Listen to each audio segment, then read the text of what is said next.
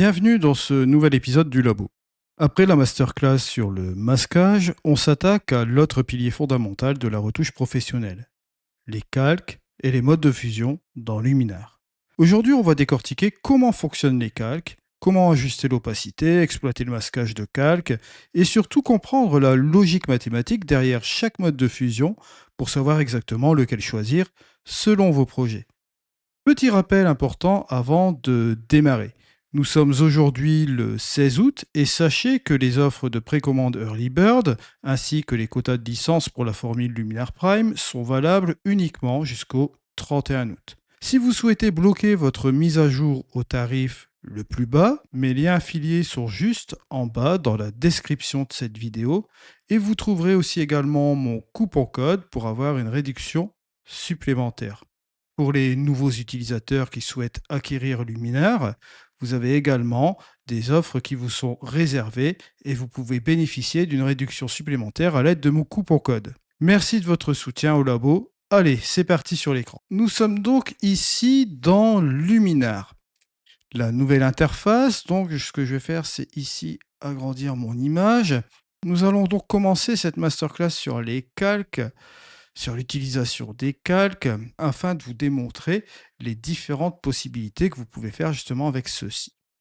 Vous voyez qu'ici, nous travaillons sur un seul niveau, sur le fichier RAW de notre photo que vous voyez là juste à l'écran.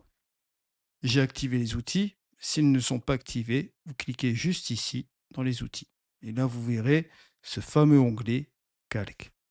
Alors, la première chose qu'on peut faire avec les calques, vous verrez que si vous vous rendez du côté droit de votre logiciel Luminar, vous avez tout ce qui est propriété couche, donc calque. Je vais cliquer sur cette propriété de couche. La première chose que vous allez constater en ouvrant cette propriété couche, vous allez avoir un curseur opacité, auquel si vous le mettez à 0, on est sur le calque de base, on n'a pas de calque en dessous, donc si vous enlevez l'opacité à 0, vous voyez ces petits carrés qui correspondent à la transparence. Si je me mets à 50%, vous allez voir apparaître la photo à 50%. Et là, vous la verrez bien sûr à 100%. Vous avez la possibilité de faire un retournement horizontal, comme ceci, ou un retournement vertical. Vous avez tout ce qui est ici masquage.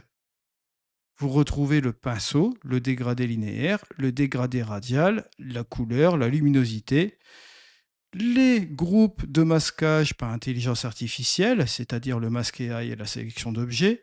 Et vous retrouvez en plus de cela l'arrière-plan portrait, lorsque vous avez un portrait, si vous souhaitez supprimer l'arrière-plan. Et vous avez aussi suppression d'arrière-plan, où vous pouvez conserver certaines parties de votre image et enlever la partie arrière-plan. Ça peut être pratique pour les composites. Ensuite, vous avez les actions du masque, où là, nous allons retrouver la fonction remplir, effacer, inverser et afficher. Pour tout ce qui est masquage, n'hésitez pas à aller voir la masterclass que je vous ai faite précédemment sur chaque type de masquage. Dans les propriétés, vous le voyez, vous avez les modes de fusion. Là, si je les sélectionne, vous verrez qu'il n'y a pas d'interaction. Pour la simple et bonne raison que pour avoir une interaction dans les modes de fusion, il vous faut deux calques. Deux calques avec une différence entre ces deux calques principalement. J'en parlerai un petit peu plus tard dans ce tutoriel. Ensuite, ces 4 points que vous avez ici, vous pouvez modifier manuellement la taille de votre image. Vous voyez là. La réduire comme ceci, l'allonger, changer d'aspect. D'accord? Si vous voulez revenir en arrière, il vous suffit tout simplement de double-cliquer. Et là, vous revenez sur l'image d'origine. Nous allons voir donc maintenant les différentes possibilités avec les calques. Je vais fermer la propriété de la couche et je vais me rendre sur cette image, donc sur ce calque de base, cette couche de base, et je vais faire un clic droit. Vous voyez que là, ici, on a la possibilité de cacher le calque. et de le faire réapparaître.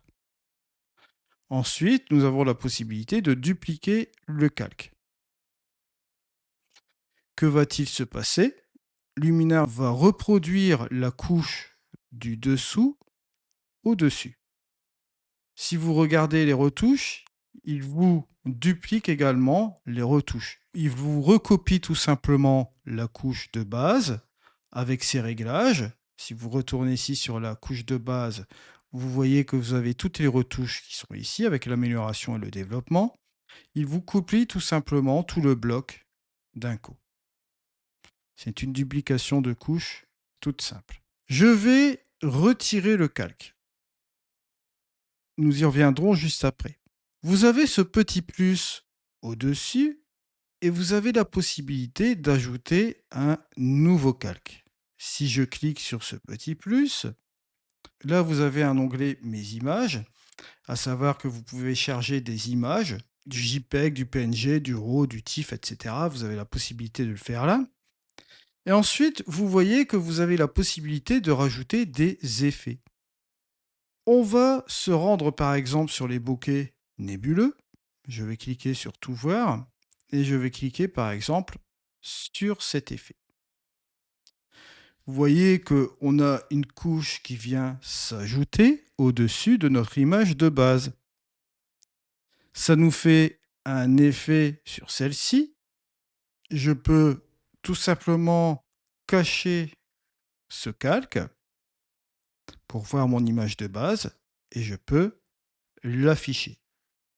Je peux dupliquer ce calque ou, bien sûr, retirer. Bien comprendre, lorsque vous allez sur la propriété de la couche, toujours la même chose, vous avez l'opacité, vous allez pouvoir réduire l'opacité de cette image. Donc là, comme vous le voyez ici, si je suis à 50%, on voit 50% de cet effet sur mon image du dessous. Je le mets à 0, on ne le voit pas du tout. Et vous voyez que vous avez en dessous un mode de fusion qui est activé sur cet effet, qui est le mode écran. Ces modes de fusion, on va en venir juste après.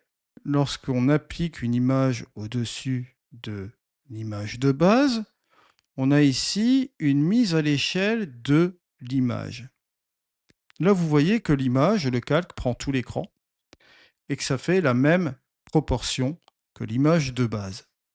Si vous cliquez sur Ajuster, Remplir ou Étirer, ou que vous réduisez, vous cliquez sur chacun des boutons, vous n'aurez pas de différence en fait. Pourquoi? Parce que, comme je vous l'ai dit préalablement, cette couche est adaptée par rapport à notre image de base. Si par exemple, je retire ce calque, je vais chercher une image, par exemple le logo de Luminar que j'ai ici, qui propose une proportion différente. C'est un logo qui est beaucoup plus petit. Là, vous le voyez à l'écran. Si je laisse sur Ajuster, il va reprendre ses proportions initiales. Il va se remettre par rapport à mon écran, vous le voyez comme ceci. Il va prendre sa proportion normale. Si je sélectionne Remplir, là, il va dépasser de l'écran, comme vous le voyez ici. Il va s'adapter sur cette forme-là. Et si je clique sur Étirer, là par contre, il va prendre tout l'écran. Donc vous avez Ajuster, Remplir et Étirer. Ça, c'est lorsque vous avez une image qui n'a pas la même dimension que votre image du dessous. Là, en l'occurrence, c'était un logo qui était plus petit. Là, vous voyez qu'il s'est adapté et s'est étiré. Vous voyez qu'on ajuste la taille du logo par rapport à la photo du dessous. C'est un carré. Si je le remplis, là, forcément, il va remplir sur ces deux côtés-là. Ça va déborder en haut et en bas. Ça va être centré ici. Et si vous étirez, la forme, là, cette fois-ci, va s'aplatir et on ne va pas garder la même proportion. Je vais retirer le calque et je vais me remettre à adapter à l'écran. Donc maintenant, nous allons parler des modes de fusion. Si je duplique mon calque, la chose à savoir, lorsque vous travaillez avec deux calques qui sont là ici, en l'occurrence identiques, vous allez avoir une différence sur certains cas, d'accord? Cela va marcher, mais ce ne sera pas significatif. Pourquoi? Parce que vous avez deux images identiques. Pour ce faire, sur cette image du dessous, je vais par exemple modifier la couleur. Je vais aller tout simplement dans les créatifs, dans l'harmonie des couleurs, je vais ajouter un peu d'éclat et je vais baisser un peu ma chaleur comme ceci. Je vais jouer avec ma balance des couleurs dans les ombres. On va changer un peu les couleurs, on va ajouter un peu de cyan. Je vais rajouter un peu de bleu. Je vais aller dans mes hautes lumières. Là, cette fois-ci, chauffer un peu. Voilà, je rajoute un peu de magenta. Et on va rajouter un peu de jaune. Et au niveau des tons moyens, là, on va mitiger. On va essayer de tirer un peu vers le vert. Un peu cyan ou rouge. Je vais regarder, ouais, cyan plutôt comme ça. Et revenir un peu sur le bleu. Voilà, j'ai démarqué, vous voyez, par rapport à la photo originale du dessous, celle de base. Vous voyez que on a ici le avant et le après. Comme ça, on a une petite différence par rapport à l'image de base. Là, cette fois-ci, on va pouvoir aller dans la propriété de la couche et s'intéresser au mode de fusion. Ces modes de fusion, vous allez le voir, se situent en plusieurs groupes.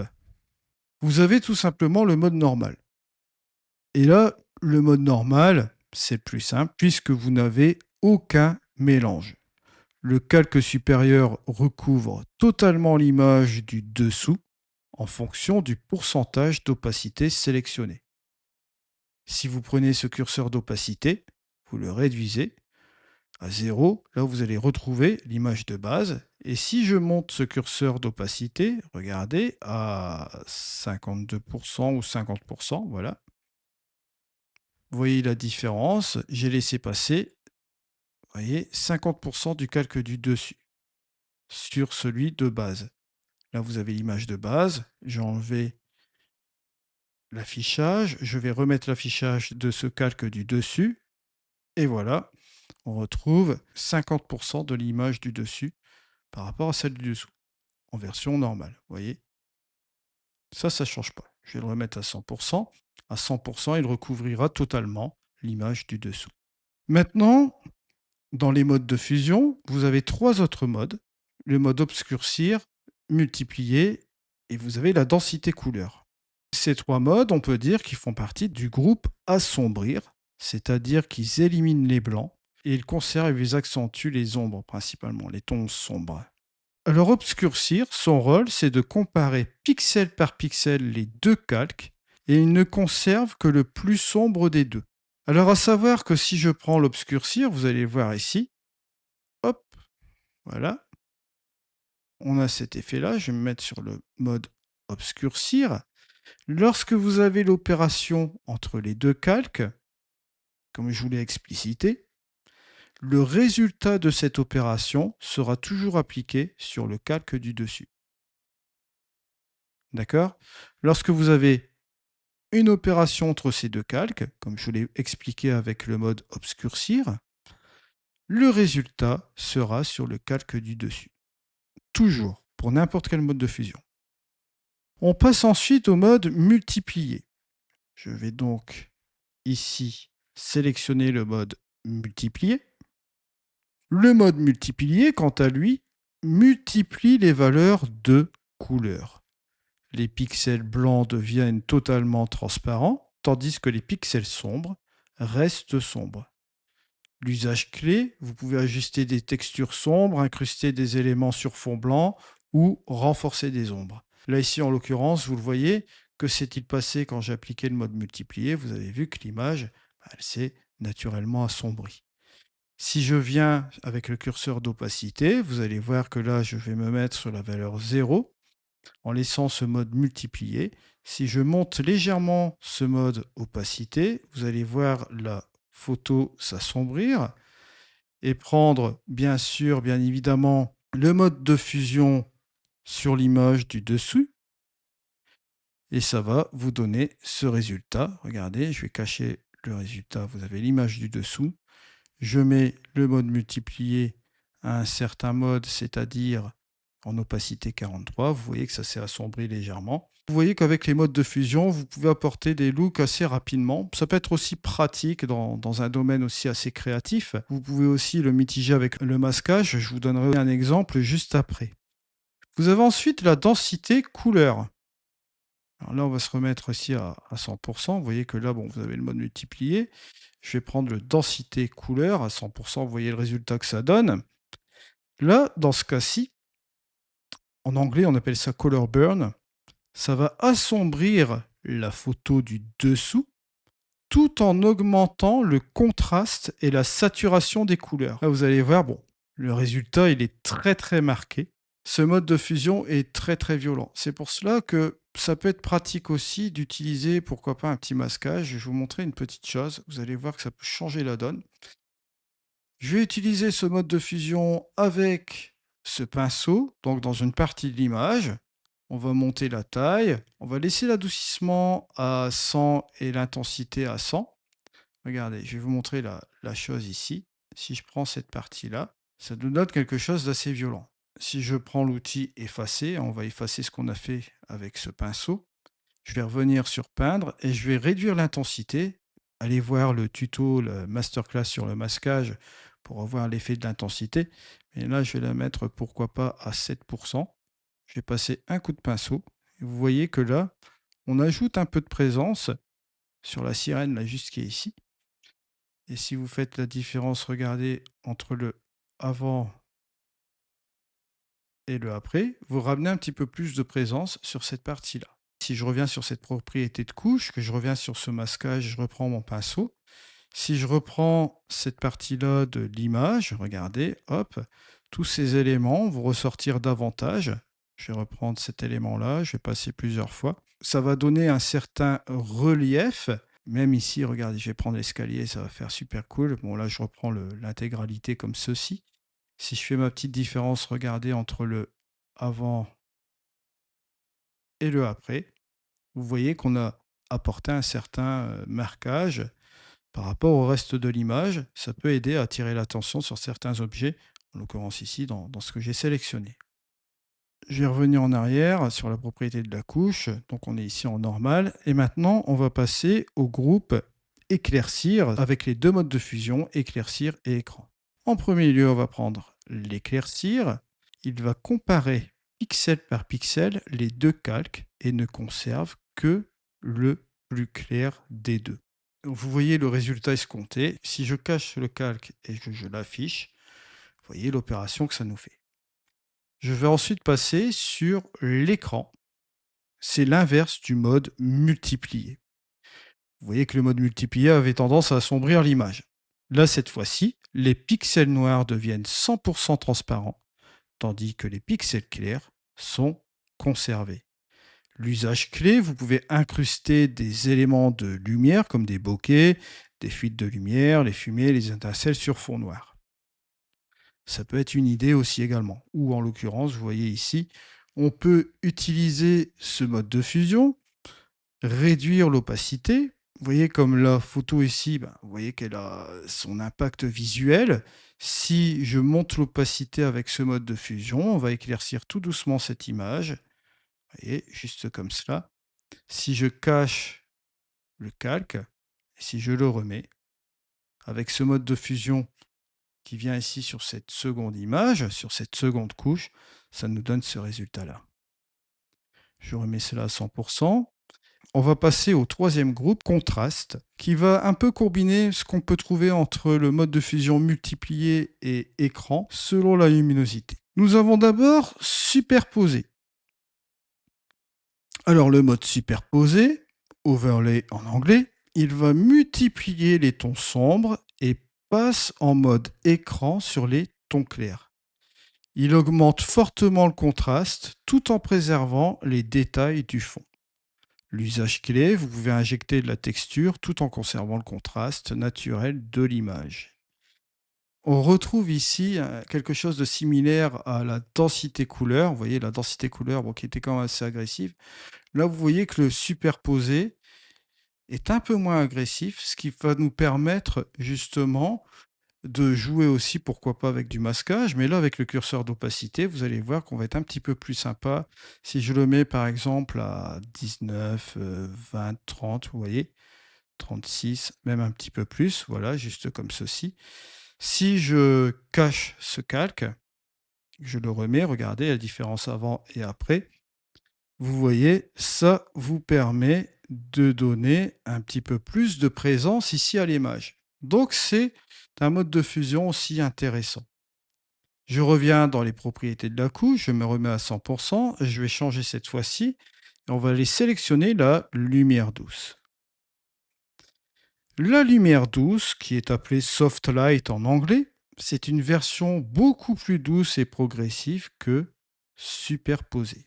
Ici, c'est équivalent à éclairer l'image avec un projecteur très diffus. Vous le voyez d'ailleurs ici, c'est très doux, vous voyez. Vous avez un usage clé, et ça on l'avait vu déjà dans le passé quand Luminar s'appelait encore Luminar Neo. C'est une pratique pour le dodge and burn, la retouche créative ou l'ajout subtil de contraste. Effectivement, si je reviens un peu là-dessus, si je reprends mon pinceau toujours avec une intensité légère ici à 7%, et que bon, je réduis la taille de mon pinceau aussi également, je vais revenir pourquoi pas sur la partie du bateau qui est ici, vous voyez. Voilà, je vais apporter quelques petites notes. Je vais détacher par rapport au reste du bateau tout ce qui est boiserie ici, vous voyez, et décor, hein, ce que je peux faire ici. Surtout que ce bateau-là, vous voyez, qui est très très intéressant, bon, c'est un bateau ici à Thessalonique. Donc ici, vous voyez, si je fais une petite différence, avant et après, je pourrais booster même encore davantage parce que là j'ai été léger sur ce truc-là. Je vais monter l'intensité à 25. Regardez, et là cette fois-ci, hop, même une deuxième passe, encore une passe ici, vous voyez, la passe là. Ça peut être intéressant de faire ressortir certains objets ici. Là, on va voir une petite différence avant, après. Vous voyez, on peut marquer certaines choses rien qu'avec un mode de fusion finalement. On va passer à la chose suivante. Je vais revenir en arrière. Et là, cette fois-ci, on va les sélectionner la lumière crue. La lumière crue, ou en anglais hard light, c'est une version très agressive de superposer. C'est l'équivalent de braquer un projecteur dur direct sur la scène. Donc ça va vous apporter quelque chose d'assez plus ou moins agressif. Vous pouvez revenir aussi en arrière avec l'opacité et monter légèrement si vous voulez jouer sur l'image globale. Ou encore, comme je vous l'ai explicité, vous prenez du masquage, notamment avec le pinceau. On va passer maintenant au groupe de comparaison et d'inversion avec le mode de fusion différence et réduire. Tout d'abord, le mode de fusion différence. Ce mode différence soustrait la couleur du calque supérieur de celle du calque inférieur. En usage clé, hein, ça permet d'aligner au pixel près deux calques identiques. Passons maintenant à réduire, en anglais subtract. Ça va soustraire la luminosité et la couleur du calque supérieur pour assombrir l'image globale tout en créant un décalage chromatique. On arrive sur le dernier groupe. Je vais sélectionner donc ici le tonalité. C'est le groupe composante, dans le cadre où ça isole un canal de couleur ou de lumière. Donc ici, vous l'avez vu, j'ai sélectionné la tonalité. Que se passe-t-il par rapport à l'image du dessous? Hop, je fais un avant et un après. Vous voyez la différence. Cette tonalité applique uniquement la teinte, c'est-à-dire la couleur pure, du calque supérieur sans modifier sa saturation ni sa luminosité. Nous passons maintenant au mode de fusion couleur, qui lui applique la teinte et la saturation du calque supérieur, tout en conservant la luminosité de la photo du dessous. L'usage clé, vous pouvez coloriser un élément noir et blanc ou appliquer un color grading global sans altérer l'exposition. Si j'applique le curseur d'opacité, donc ça peut être intéressant d'utiliser en global, comme vous voyez là, avec ce curseur d'opacité, ou vous pouvez également utiliser le masquage. Je reviens sur le masquage parce que vous voyez, je suis en opacité 100, je peux très bien varier l'opacité. Un petit truc, si vous prenez votre pinceau, vous allez par exemple ici apporter une modification avec ce mode de fusion, bien sur l'ensemble, je vais être un peu grossier, mais bon, voilà, comme cela. Vous dites, voilà, j'ai passé sur cette partie-là. N'oubliez pas que si vous allez dans les propriétés de la couche, vous pouvez régler l'opacité aussi également comme cela et revenir en arrière. Et ensuite, vous pouvez notamment régler la puissance de l'effet avec ce curseur d'opacité.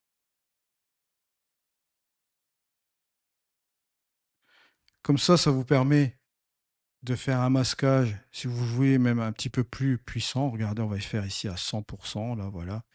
Vous voyez que là, bon, forcément, ce sera beaucoup plus puissant ici. Je vais agrandir la taille du pinceau, voilà. Prendre cette partie complète. Voilà. Je reviens sur la propriété. Je reviens à 0. Et là, regardez, si je monte légèrement avec l'opacité, je garde le bénéfice du masquage du pinceau et j'utilise en temps réel ce curseur d'opacité. Ça m'évite de refaire encore et encore du masquage avec les modifications du pinceau, etc. etc. Et n'oubliez pas, hein, vous avez toujours ces actions du masque. Vous avez remplir, effacer, inverser et afficher. Là, cette fois-ci, si vous voulez remplir le calque complet, ben là, on va d'abord afficher, vous voyez le masque, hein, on voit le masque actuel. Si je souhaite remplir ici les factuels avec le mode de fusion, vous voyez, je peux le faire ici. Si je veux effacer ce masque, je l'efface. Et là, forcément, on ne voit plus apparaître ce mode de fusion. Et pourtant, vous voyez qu'il est toujours en mode de fusion couleur. Pourquoi? Parce qu'on n'a plus de masquage appliqué. Vous voyez, on n'a plus de masquage. Si j'appuie sur afficher, vous n'avez plus de masquage. On revient sur remplir. Et vous voyez que là, on retrouve un masque complet. Et on retrouve l'attribut couleur du mode de fusion couleur. Vous avez aussi également inversé, mais bon, là, inversé, pour ce faire, je vais reprendre mon pinceau. Je vais par exemple reprendre ici. Voilà, je vais revenir en arrière. On va effacer. Je vais reprendre mon pinceau. Je vais hop, prendre cette partie-là. Si vous revenez dans les actions du masque, vous cliquez sur afficher. Vous pouvez très bien inverser le masque. Et là, ce sera la partie de l'extérieur qui sera affectée, sauf cette partie du milieu.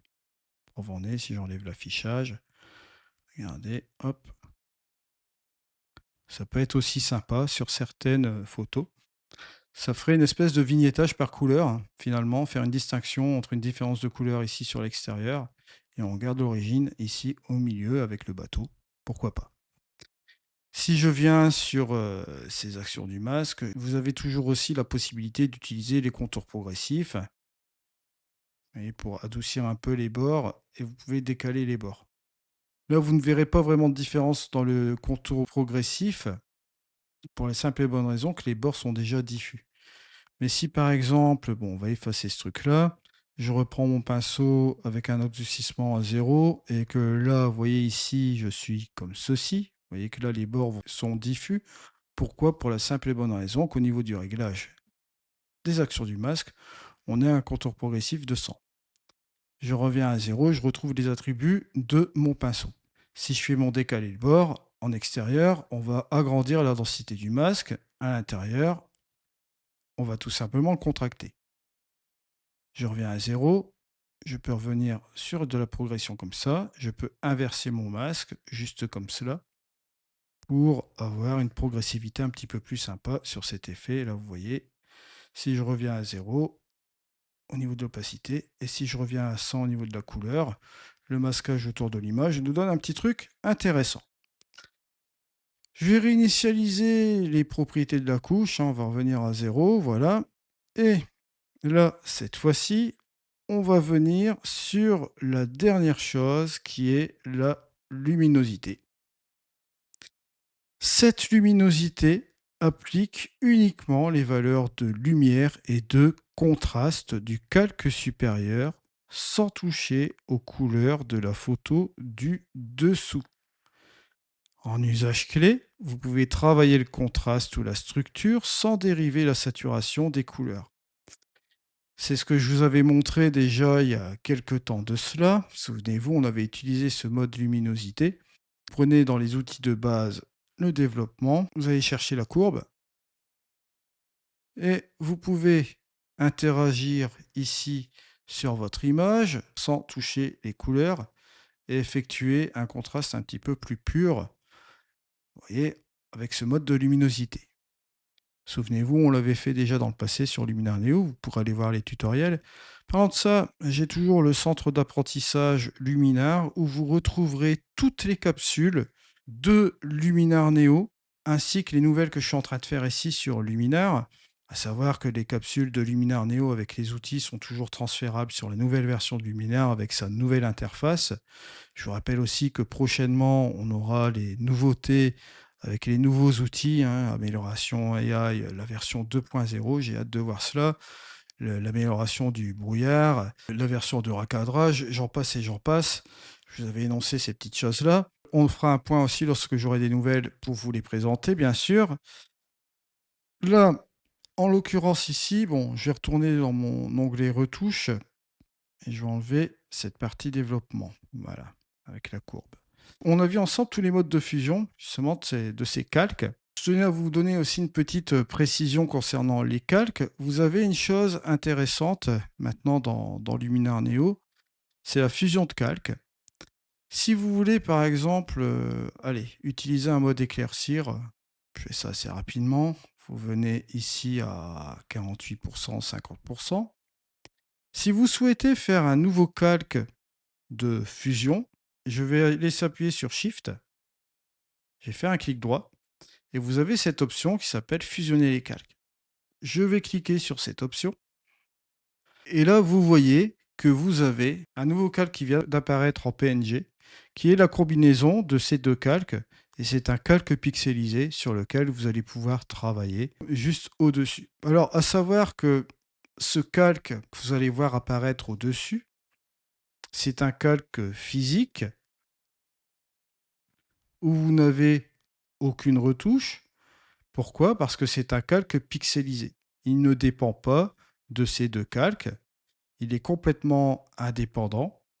Il a été figé. D'accord? Donc vous pouvez faire des opérations dessus supplémentaires, créatives. Bien sûr, dans les propriétés de la couche, je vous ai parlé de la suppression d'arrière-plan pour un portrait. D'accord? On l'avait déjà vu dans les épisodes de Luminar Neo, hein, dans la version précédente de Luminar, donc, ainsi que la suppression d'arrière-plan. Je vous invite à aller voir la playlist complète du centre d'apprentissage Luminar, qui comprend tous les épisodes Luminar Neo et Luminar, bien sûr. Voilà pour cette masterclass sur les calques, qui fait suite à la masterclass du masquage. On a vu un petit peu les petits côtés techniques justement sur les calques, dont notamment les modes de fusion. On verra aussi également prochainement une autre capsule qui va vous intéresser, j'en suis sûr. Alors comme d'habitude, on termine avec un point clair sur la feuille de route Skyloom et ce qui vous attend. Alors je vous rappelle que la mise à jour d'été, disponible depuis le 5 août, avec la nouvelle interface, les outils génératifs qui ont été améliorés, les exports à 25% plus rapides et le masquage qui consomme 33% de RAM en moins. Ça, c'est depuis le 5 août et c'était la mise à jour gratuite de l'été avec la nouvelle interface pour tout le monde. Alors cet automne, vous avez des améliorations du masquage et des presets, l'outil d'impression et le nouvel export avec filigrane et cadre seront également gratuits. Ça, sachez-le. Encore une bonne chose que Skyloom a fait pour tous les utilisateurs de Luminar.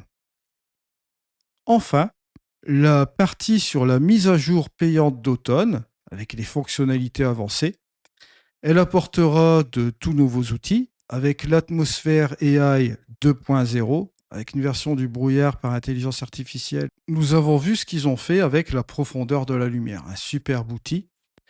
Donc, j'attends de voir avec l'atmosphère AI 2.0. On aura le crop 2.0, c'est-à-dire le recadrage 2.0, avec un système qui vous permettra d'avoir différentes grilles de recadrage. Je pense que ça va faire du bruit aussi également. L'amélioration AI est la version 2.0. On a actuellement de l'amélioration, c'est déjà une petite pépite, mais là, bon, je pense qu'ils vont rajouter des petites fonctionnalités avancées. On peut s'attendre à quelque chose d'assez sympa. L'assistant IA 2.0, vous avez cette version qui est là de l'assistant IA, bien sûr. J'ai hâte de le voir aussi pour pouvoir le tester. Et enfin, le web editor, c'est-à-dire d'éditer à partir d'un navigateur. Dès que j'ai des nouvelles sur ces fonctionnalités, bien sûr, je vous en dirai un petit peu plus, mais n'hésitez pas à précommander cette mise à jour parce que vous l'avez au prix le plus bas jusqu'au 31 août. Je vous mets tous les liens dans la description de cette vidéo. Ils sont juste en bas. Ça permet d'aider la chaîne, bien sûr, des épisodes du labo que je suis en train de faire avec les logiciels photo ici, notamment. N'oubliez surtout pas que nous sommes déjà au milieu du mois d'août et que ces offres Early Bird s'arrêtent le 31 août. Pour tous les utilisateurs existants, là, le formule Luminar Prime qui débloque cette mise à jour d'automne est strictement limité en nombre de places. Pour les nouveaux utilisateurs, je vous le rappelle, vous avez les versions desktop, all platform et max qui bénéficient du tarif le plus bas jusqu'au 31 août. Et je vous rappelle également que vous avez mon coupon code EDIKINOL pour avoir une réduction supplémentaire. Mes liens d'affiliation sont dans la description. À très vite.